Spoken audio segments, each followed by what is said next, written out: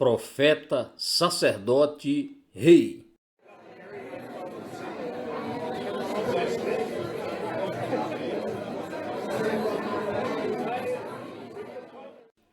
Este é aquele Moisés que disse aos filhos de Israel: O Senhor vosso Deus vos levantará, dentre vossos irmãos, um profeta como eu. A ele ouvireis. Este é o que esteve entre a congregação no deserto, com o anjo que lhe falava no monte Sinai, e com nossos pais, o qual recebeu as palavras de vida para nos dar. Atos 7, versos 37 e 38. A essência da tragédia do Sinédrio e de todo o povo judeu foi, como já vimos, que eles puseram Moisés, a lei e o templo contra o Senhor Jesus Cristo. Por isso Estevão está tentando mostrar-lhes que, se tão somente entendesse esta palavra, estes oráculos vivos, teriam uma ideia completa destes assuntos e, acima de tudo, do Senhor Jesus Cristo. Como temos visto, a razão pela qual os judeus sobressaíam entre todas as nações da história foi que Deus lhes tinha falado, tinha dado a eles esta revelação e tinha feito deles os seus guardiães e protetores, confiando-lhes a responsabilidade de passá-la adiante. E a mesma coisa é certa quanto à igreja cristã. Não estou interessado na igreja como instituição, estou interessado nela porque a ela é que esta palavra foi dada, a palavra que foi pregada pelos apóstolos, por homens como Estevão e por outros da igreja primitiva. Portanto, o que importa é que entendamos esta palavra e que não sejamos cegos para o seu verdadeiro significado, como cegos foram os membros do Sinédrio. E, finalmente, vimos que todo o conteúdo do Velho Testamento aponta para o futuro, para aquele que vem, que um dia nos libertaria de todo o pecado e culpa da qual a lei, com tudo o que ela podia oferecer, não nos pôde salvar. O Velho Testamento nos mostra a inadequação e, na verdade, a futilidade de confiar na moralidade, de confiar numa vida virtuosa, de confiar nas boas ações e nas boas obras. E vai mais longe. O Velho Testamento nos mostra a futilidade final, até de confiar na religião, como faziam os membros do Sinédrio. A religião é inadequada, não pode salvar. E assim vocês veem a relevância disso tudo para os dias atuais. Há, porém, muitos que rejeitam e recusam o Senhor Jesus Cristo como o seu Salvador e Redentor pessoal porque confiam em sua vida virtuosa. Eles dizem: eu nunca fiz isto ou aquilo, faço muita beneficência e sou uma pessoa religiosa, sou membro de igreja. Essa é exatamente a falácia na qual os membros do Sinédrio caíram, com a sua confiança nas boas obras e numa religião externa, com suas formas e cerimônias. Assim, o propósito geral da mensagem do Velho Testamento é mostrar-nos a futilidade disso tudo. Essa é a mensagem. Qual é então a mensagem do Novo Testamento? É que Deus fez o que tinha prometido e que o fez na pessoa de Jesus de Nazaré, seu amado e unigênito Filho. Essa é a mensagem dos apóstolos e era a mensagem de Estevão. Ela nos diz que Jesus Cristo é o único Salvador e que nele está total e inteiramente a nossa plena salvação. Isso fora dito simples e claramente antes de Estevão ter sido preso. Pedro e João tinham sido aprisionados por pregarem a mesma mensagem. E Pedro tivera a ousadia de dizer, estando face a face com os membros do Sinédrio: ele é a pedra que foi rejeitada por vós, os edificadores, a qual foi posta por cabeça de esquina. E em nenhum outro há salvação, porque também debaixo do céu nenhum outro nome há dado entre os homens, pelo qual devamos ser salvos. Atos 4, versos 11 e 12. Este é o ponto essencial da posição toda, e a mensagem da fé cristã continua sendo que Jesus Cristo é o caminho da salvação operada por Deus e não há outro.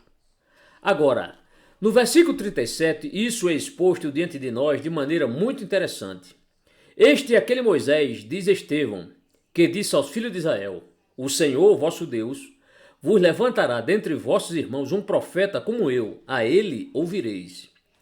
Estevão está dizendo que Moisés, o Moisés cujo nome eles reverenciavam, tinha profetizado a vinda do Messias e Jesus é este Messias. O povo estivera olhando para o futuro, aguardando sua vinda e, todavia, estes miseráveis membros do Sinédrio o tinham crucificado e queriam dar cabo das pessoas que o pregavam. Estavam cegos para a vinda do Messias, que diziam estar esperando. E esta continua sendo a dificuldade com o mundo. Continua rejeitando o seu único Salvador. Por isso estou tentando debilmente fazer agora com vocês o que Estevão fez diante dos membros do Sinédrio. Peço a vocês que se juntem a mim em considerar este profeta como eu, que o Senhor levantará dentre vossos irmãos. Vejamo-lo como Moisés o descreve e como Estevão o repete aqui. Que é que vemos? Bem, quando vocês observarem o Senhor Jesus Cristo, a primeira coisa que devem notar sobre ele é que ele é como Moisés, semelhante a Moisés. Há uma comparação aqui, o próprio Moisés a faz. Diz ele praticamente: eu não sou o Salvador, mas Deus vai levantá-lo do meio dos seus irmãos, e ele será semelhante a mim. Portanto, em certos aspectos, ele se parece com Moisés. Quais são esses aspectos? Primeiro, como Moisés nos diz, Deus o levantará. Como temos observado, Deus tinha levantado Moisés. Vocês se lembram de como Moisés o diz, aproximando-se, porém, o tempo da promessa. Versículo 17. Moisés nasceu. No tempo exato em que ele era necessário, Deus o levantou. Seu nascimento foi um milagre. E quando vocês se voltam para Jesus, é isto que descobrem. Vindo à plenitude dos tempos, Deus enviou seu Filho, nascido de mulher, nascido sob a lei, para remir os que estavam debaixo da lei. Gálatas 4, versos 4 e 5. Foi Deus que o enviou ao mundo. Deus amou o mundo de tal maneira que deu seu Filho unigênito. João 3,16. Isso é uma parte do seu grande plano. O tempo foi o tempo exato que Deus tinha predeterminado antes da fundação do mundo. Depois também ele foi um homem dentre vossos irmãos, e como eu, ou semelhante a mim. Moisés era judeu. Jesus de Nazaré era judeu, nascido da semente de Davi segundo a carne. Romanos 1, verso 3. Por isso temos as tábuas genealógicas no início do Evangelho de Mateus e de Lucas. Ele foi um verdadeiro homem. Jesus Cristo, homem. 1 Timóteo 2, verso 5. E vocês podem rastrear a sua ascendência judaica tão verdadeiramente como pode rastrear a de Moisés. Ele é semelhante a Moisés noutro aspecto. Ele é alguém que se posiciona entre Deus e o homem. Essa foi a realidade saliente quanto a Moisés, como já lembrei a vocês. Deus o chamou ao monte para que lá aprendesse. E lá esteve ele representando os filhos de Israel. Lá esteve no topo do monte, por assim dizer, entre Deus e o homem. Foi uma espécie de intermediário, um mediador. Ele recebeu os oráculos vivos para nos dar. E exatamente como Moisés fizera, assim faz Jesus de Nazaré. Ele está entre Deus e a humanidade hoje. Está ali singular e unicamente. Depois também Moisés foi um grande mestre. Deus o ensinou e ele ensinou o povo. Ele recebeu os oráculos vivos, ele entregou a mensagem. Assim fez o Senhor Jesus Cristo. Observe-no nas páginas dos 4 evangelhos. Com a idade de 30 anos, ele começa a ensinar e a pregar, e as multidões o seguem. Ele prega o Sermão do Monte, ensina o povo, e este diz: nunca homem algum falou assim como este homem. João 7,46. E em Mateus 7,29, lemos: ele os ensinava como tendo autoridade, e não como os escribas. Além disso, Moisés, como lembrei a vocês, foi o grande guia e líder. Quando ele apareceu pela primeira vez como tal, os israelitas se aborreceram com ele. Perguntaram se ele pensava que era ele que deveria levantar-se. Eles lhes perguntaram: quem te tem posto a ti por maioral e juiz sobre nós? Êxodo 2, verso 14. Mas essa era apenas uma das grandes características da vida de Moisés, o líder escolhido, o guia que conduziu o povo da escravidão e do cativeiro, cruzando o deserto, para a terra que emana leite e mel, a Canaã dos seus desejos. E eu e vocês também estamos caminhando através do deserto. O mundo é um deserto. É um lugar difícil. Guia-me, ó tu, Jeová grandioso. Peregrino sou neste árido ermo. Sou fraco, mas tu és poderoso. Segure-me com tua forte mão. William Williams. Necessitamos de um líder, necessitamos de um guia, necessitamos de alguém que nos dirija, de alguém que possa livrar-nos dos nossos inimigos, como Moisés conduziu os filhos de Israel naquela sua fatigante peregrinação. E Moisés profetizou que um dia Deus levantaria outro, como eu, que nos conduziria nesta peregrinação espiritual na qual nos achamos. Tudo isso então estabelece o fato de que Jesus de Nazaré foi verdadeiro homem. Mas devemos fazer uma profunda e importante pergunta. Por que ele teve que ser verdadeiro homem? Por que a encarnação? Por que Deus homem? Por que aquele bebê de Belém nasceu? Foi essencial, mas por quê? Eis a resposta. Cabia-lhe ser o nosso representante. Assim como Moisés, que esteve naquele monte, estava representando a nação, assim também o nosso Salvador é o nosso representante. Todos nós somos pecadores, temos visto isso. A lei estabelece isso. Estamos diante de Deus face a face e precisamos de alguém que nos possa representar perante Ele. E a pessoa que nos representa, que fica em nosso lugar, deve ser como nós, semelhante a nós.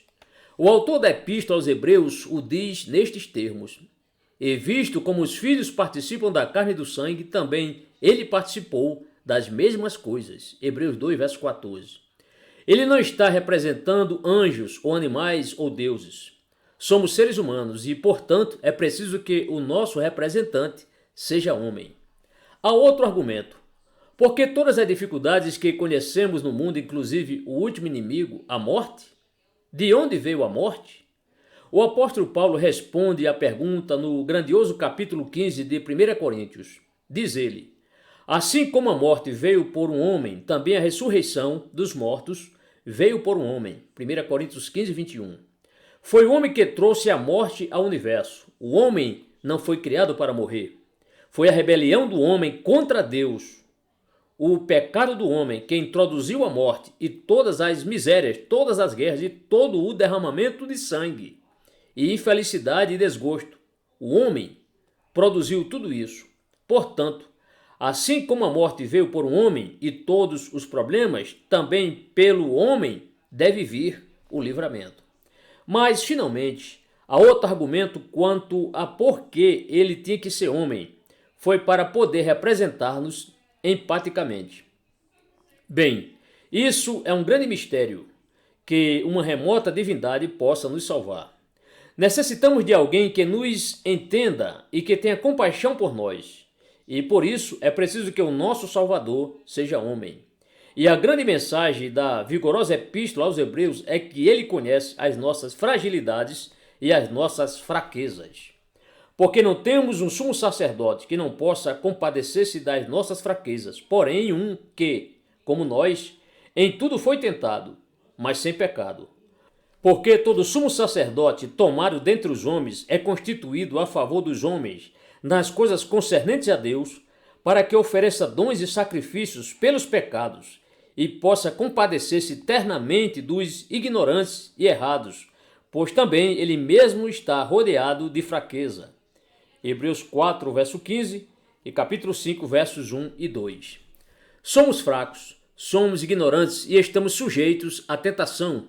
E necessitamos daquele que sabe disso, que pode compadecer-se de nós. Ouçam de novo o grande argumento da Epístola aos Hebreus, porque naquilo que ele mesmo, sendo tentado, padeceu, pode socorrer aos que são tentados. Hebreus 2, verso 18. Embora não sendo as únicas, essas são as principais razões pelas quais era preciso que o nosso libertador fosse homem. Era preciso que fosse nascido de mulher, pois todos nós o somos. Era preciso que fosse nascido sob a lei, pois todos nós estamos sob a lei.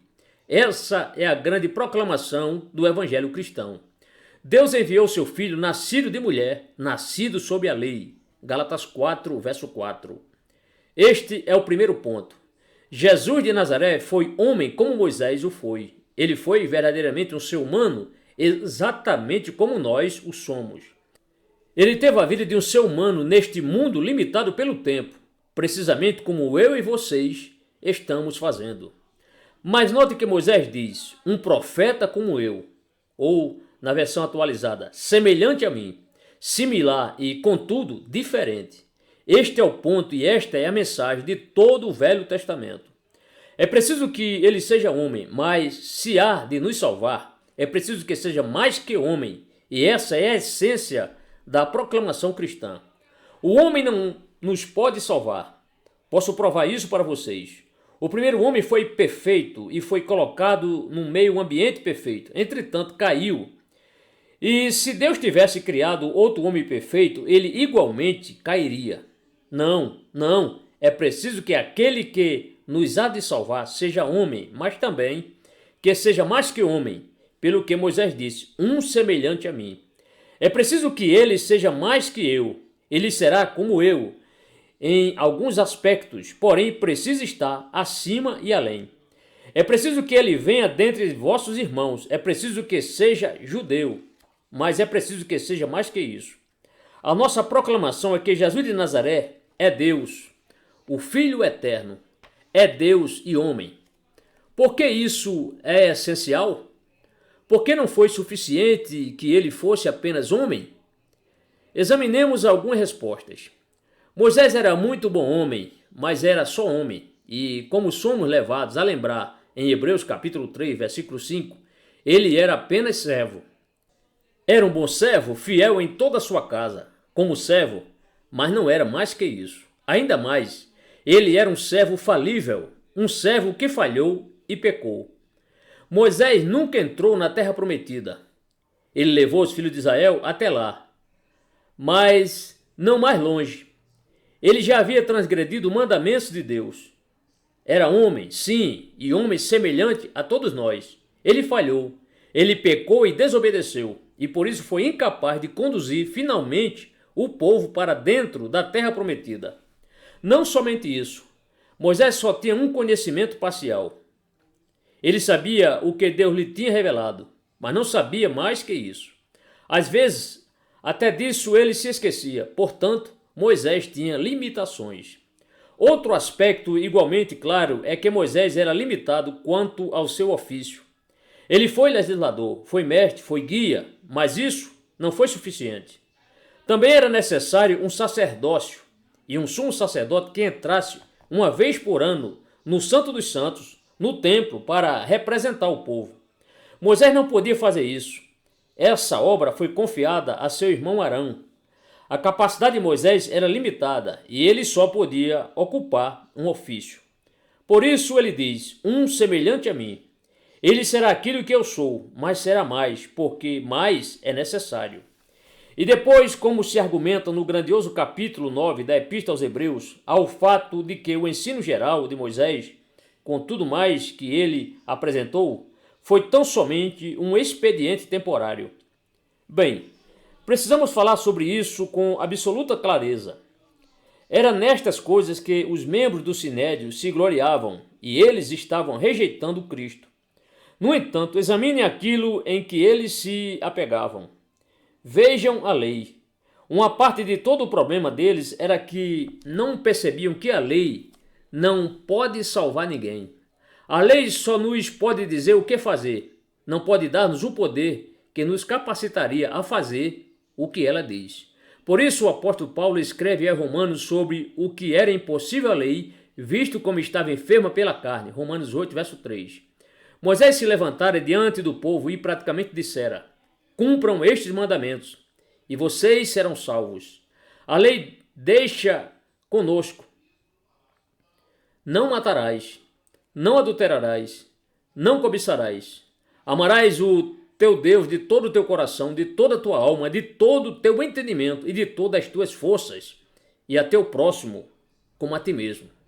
Tudo ótimo. Mas você pode fazer isso? A lei diz, faze isso e viverás. Mas ninguém pode fazer isso.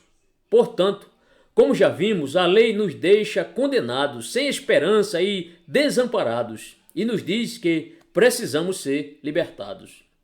E depois estes líderes judeus que se gloriavam no templo, eles viram que a conclusão que se deduz das palavras de Estevão era que, em última instância, você não precisa do templo, não tem necessidade alguma dos sacerdotes, do cerimonial e do ritual todo e dos edifícios ornamentados. Isso seria desnecessário porque você iria diretamente a Deus mediante este Jesus. Eles estavam lutando por sua lei e por seu templo. E ainda hoje muitos lutam de igual modo. Alguns estão voltando a Roma, ao templo, ao cerimonial e ao ritual dos sacerdotes. Por que as pessoas fazem isso? Porque não entenderam que tudo isso é temporário. É apenas uma sombra, não a substância. Convido vocês a lerem pessoalmente o capítulo 9 da Epístola aos Hebreus.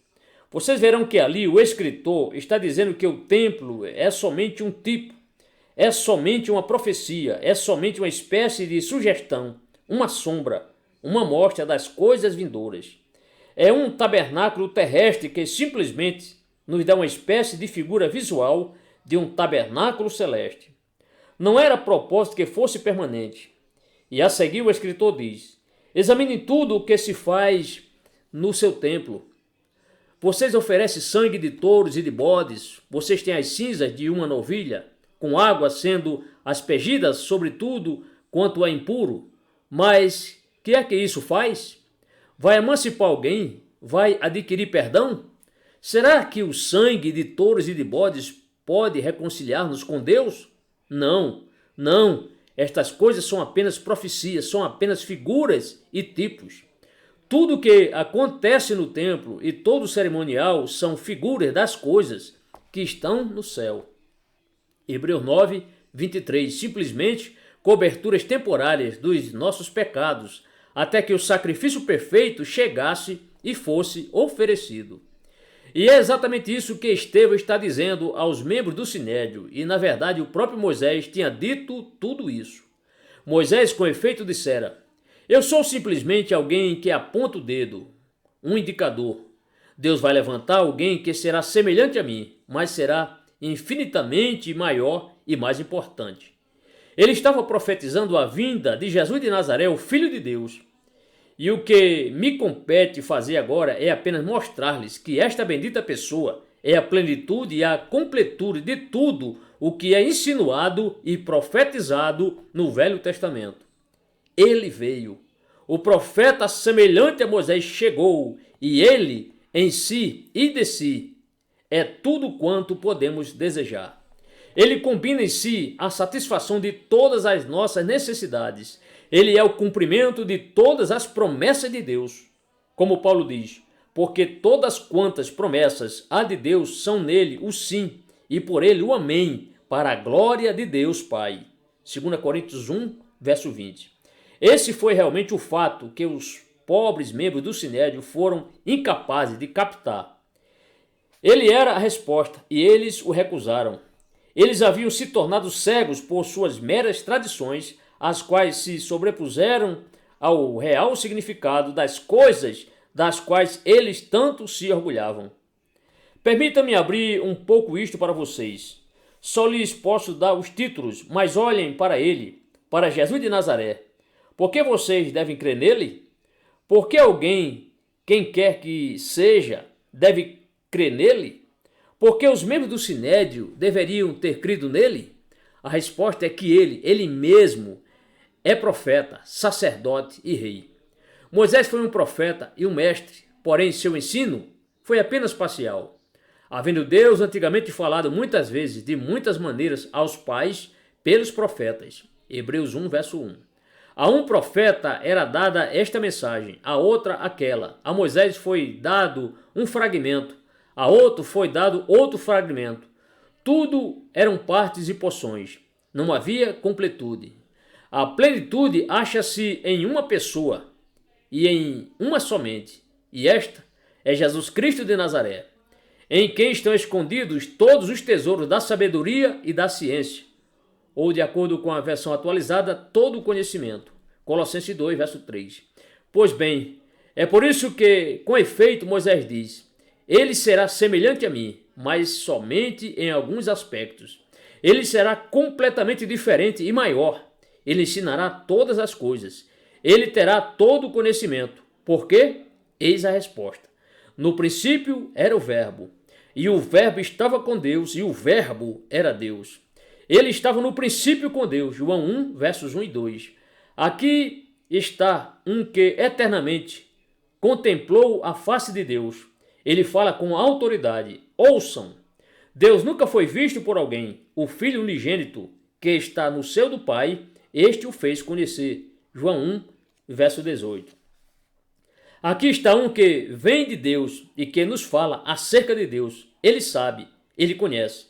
Não em fragmentos, partes e porções. Ele conhece Deus absoluta e perfeitamente. Ele estava constantemente dizendo isso. Ouçam suas palavras a Nicodemos. Na verdade te digo que nós dizemos o que sabemos e testificamos o que vimos, e não aceitais o nosso testemunho.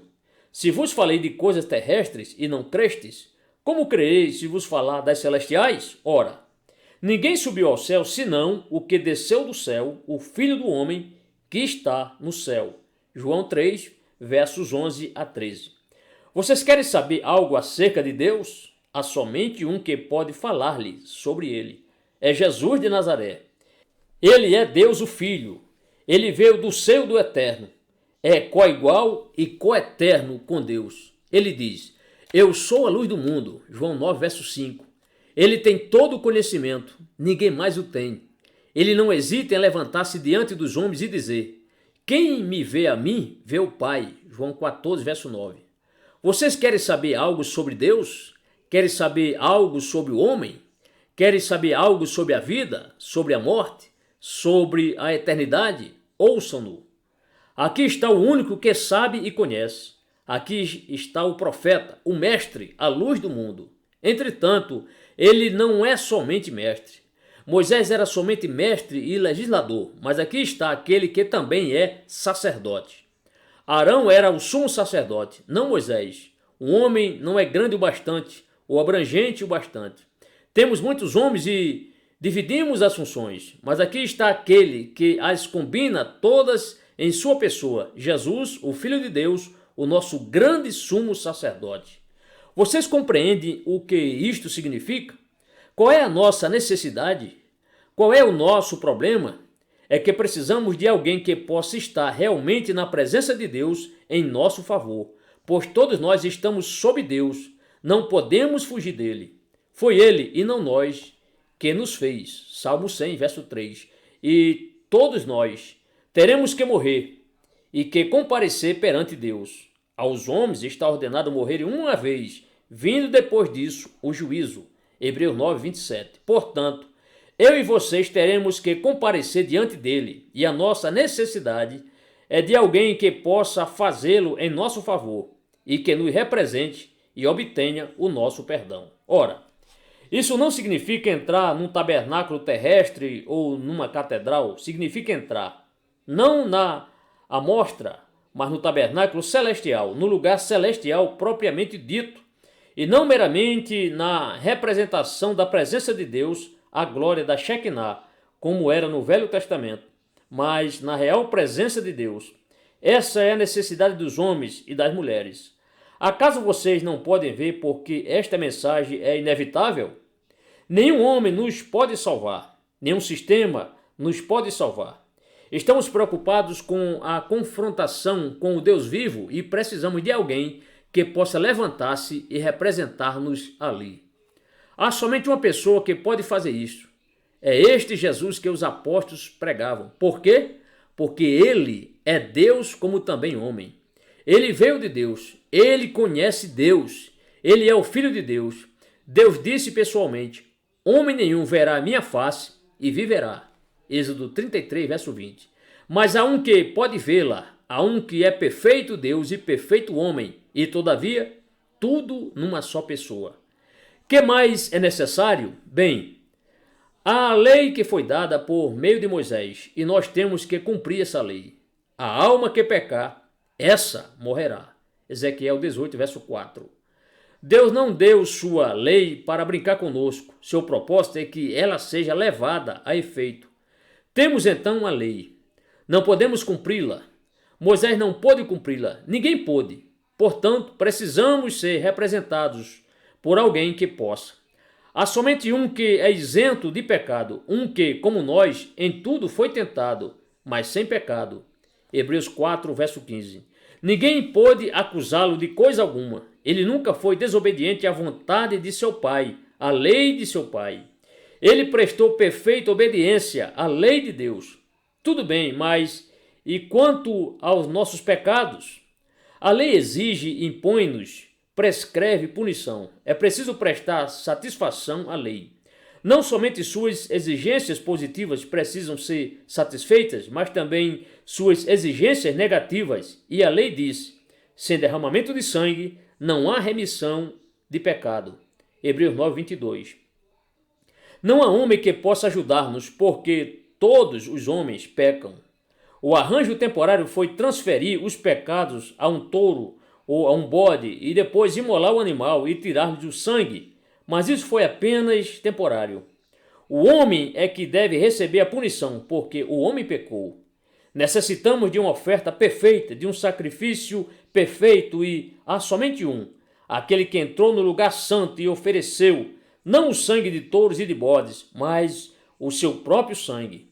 Ofereceu na qualidade de sumo sacerdote, mas ele foi também o sacrifício. Ele é tudo, tudo está nele. Ele é o Cordeiro de Deus que tira o pecado do mundo, João 1, 29. E ele ofereceu este sacrifício uma vez por todas. No tempo do Velho Testamento, o sumo sacerdote entrava no Santo dos Santos uma vez por ano, todos os anos. Todo ano ele tinha que repetir isso. O pecado só era coberto por um ano, e então era necessário outra oferta. Os sacerdotes ofereciam também sacrifícios dia após dia, mas em Hebreus 9, 27 lemos que não necessitasse, como os sumos sacerdotes, de oferecer cada dia sacrifícios, primeiramente por seus próprios pecados e depois pelos do povo, porque isto fez ele uma vez. Entretanto, hoje em dia há pessoas que, mascarando as escrituras e torcendo o sentido dos textos, costumam dizer que o que acontece à mesa da ceia do Senhor é que Cristo é oferecido novamente. Oh, que mentira! Ele o fez uma vez e para sempre. Uma só oblação, para sempre. Hebreus 10, verso 14. No entanto, acima de tudo, e que pensamento consolador é este? Precisamos de alguém que esteja sempre ali para nos representar junto a Deus. Nenhum homem pode fazer isso. O antigo sacerdócio levítico não pôde. Os sacerdotes envelheciam e morriam. Era preciso designar novos sacerdotes e depois era preciso constituir um novo sumo sacerdote. Sempre havia essa mudança. Mas há um que vive para sempre porque é Deus. Lemos então em Hebreus: portanto, pode também salvar perfeitamente até o fim, até a eternidade, os que por ele se chegam a Deus, vivendo sempre para interceder por eles. Hebreus 7, 25. Ele não é somente o profeta perfeito, é também um sumo sacerdote perfeito. E somente ele faz intercessão por nós, cobrindo todas as nossas necessidades. E, finalmente, ele é o rei. Precisamos de um líder, não precisamos? Precisamos de alguém que nos diga como devemos viver. Precisamos de alguém que nos ajude a vencer os nossos inimigos. Quem somos nós para vencer Faraó? Quem somos nós para dividir o Mar Vermelho? Quem somos nós para atravessar o deserto? Quem somos nós para cruzar o Jordão? Aqui está o problema. Necessitamos de um líder, necessitamos de quem nos governe, um rei, alguém que tenha autoridade e que realmente possa cuidar dos nossos problemas e da nossa situação. E aqui está ele, a mesma pessoa, semelhante a Moisés, mas, quanto maior. Moisés foi um servo e tanto, porém, reitero, somente servo. Necessitamos de um Senhor. Moisés foi um homem que administrava a casa. Necessitamos de alguém que seja dono da casa, alguém a quem ela pertença. E esta é a coisa maravilhosa que nos é dita acerca deste bebê de Belém, este Jesus de Nazaré, este Filho de Deus. Vocês sabem que o universo inteiro foi feito para ele? Foi para isso que Deus o criou. Bem, isso não é teoria minha, é o que o apóstolo Paulo, com a maior clareza, assim ele o diz. Porque nele foram criadas todas as coisas que há nos céus e na terra, visíveis e invisíveis, sejam tronos, sejam dominações, sejam principados, sejam potestades. Tudo foi criado por ele e para ele. Colossenses 1, verso 16. Por isso, ele é o Salvador. Este universo lhe pertence, tudo o que nele há. Todos os montes, vales, rios, mares, todas as pessoas e tudo o que há na criação inteira. Ele a possui. Ele é o Senhor da casa. Ele é o Senhor do universo. Deus o Pai o deu de presente a seu Filho. Por isso ele se interessa pelo universo. E por isso ele veio e o adentrou para salvá-lo. E, tendo vindo ao mundo, ele venceu todos os nossos inimigos, cada um deles. Ele venceu o pecado, venceu o mal, venceu a tentação, como temos visto. Ele venceu o diabo, o próprio diabo, que o tentou no deserto durante 40 dias, que voltou muitas outras vezes, especialmente no jardim do Getsêmani, e quando ele estava na cruz. O Filho de Deus o venceu, o derrotou. Ele venceu a morte, o inimigo que todos nós tanto tememos, a morte, o último inimigo. Ele venceu o inferno e o túmulo. Ele ressuscitou dentre os mortos, ele ascendeu ao céu, ele está sentado à destra de Deus na glória eterna. Colossenses 3, verso 1. E pouco antes de subir ao céu, ele diz: é-me dado todo o poder, no céu e na terra. Mateus 28, 18. Leiam de novo estas magníficas palavras no início de Hebreus. Havendo Deus antigamente falado muitas vezes e de muitas maneiras aos pais pelos profetas, a nós falou-nos nestes últimos dias pelo Filho, a quem constituiu herdeiro de tudo, por quem também fez o mundo. E então o qual, sendo o resplendor da sua glória e a expressa imagem da sua pessoa, e sustentando todas as coisas pela palavra do seu poder, havendo feito por si mesmo a purificação dos nossos pecados, assentou-se à destra da majestade nas alturas. Hebreus 1, verso de 1 a 3. E ali está ele, esperando até que os seus inimigos sejam postos por escabelo de seus pés. Hebreus 10, verso 13. Povo cristão, não fique desanimado. Todas as outras pessoas tremem. Tudo está em suas mãos. Ele está permitindo algumas coisas por enquanto, mas ele é o governador das nações. Em vista do que ele fez, isto nos é dito. Pelo que também Deus o exaltou soberanamente e lhe deu o nome, que é sobre todo nome, para que ao nome de Jesus se dobre todo o joelho dos que estão nos céus e na terra e debaixo da terra, e toda língua confesse que Jesus Cristo é o Senhor, para a glória de Deus Pai. Filipenses 2, versos 9 a 11. Tão certo como estamos nesta capela neste momento, ele virá outra vez para eliminar do universo o mal, o pecado e o inferno, para aperfeiçoar a sua propriedade, novos céus e nova terra, em que habita a justiça. 2 Pedro 3, verso 13. E reinará sobre ele todo, Rei eterno, invisível e imortal, o Senhor dos senhores e o Rei dos reis. Apocalipse 17, verso 14. O mundo é sua herança e ele veio para salvá-lo, punir todos os seus inimigos e restaurar o cosmo caído à sua primeva e prístina perfeição. Bem, ele já fez isso. É o que Estevão está dizendo aos membros do Sinédrio.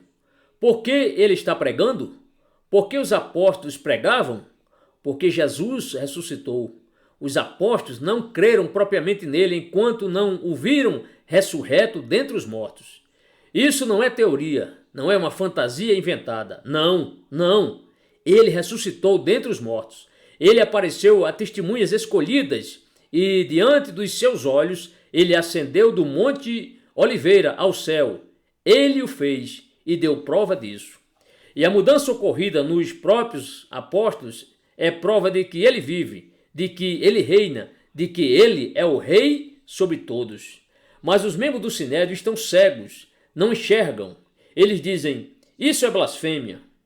Estão apegados a Moisés, estão apegados à lei, estão apegados ao templo e estão rejeitando tudo aquilo para o que estas coisas apontam, o cumprimento de todas as promessas, o pleno, o completo, o inteiro Salvador e a salvação perfeita que ele oferece. Meu amigo, será que você é como os membros do Sinédrio? Você só confia em que você é melhor do que todos os demais? Confia no fato de que nunca bebeu nem cometeu adultério ou homicídio? Você confia no fato de que é religioso e está procurando ser bom e piedoso? Ouça Moisés, ouça o Velho Testamento.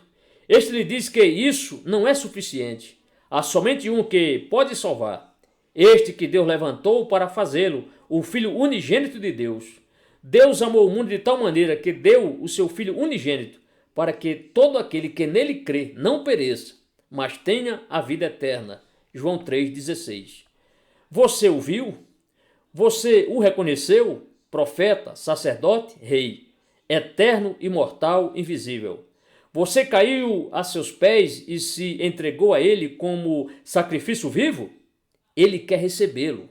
Se você nunca fez isso, faça-o agora.